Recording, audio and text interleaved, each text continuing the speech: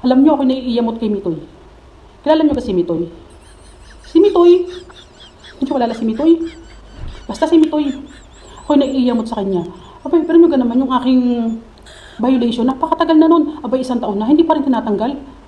Oo. Tapos, yung violation pang ibinigay sa akin, talagang hindi ko matanggap.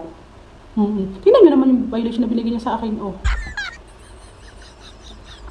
Sabi ko, paki-review po please. Sabi ko kasi, yun hong binibigay yung violation ay hindi ko kayang tanggapin. Dahil ho yan, ay hindi ho siya nudity. Wala akong pagkukuhanan ng mga ano dyan, ng violation. Sabi kong ganyan. Ba, hindi nagre-reply.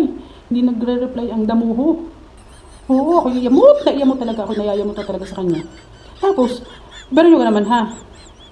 Si Patrick yun. Imposible naman din niya kilala si Patrick. Yung nasa SpongeBob. Pero, alam mo, nung pakuli na ako napaisip din, pwede nga rin siyang nudity.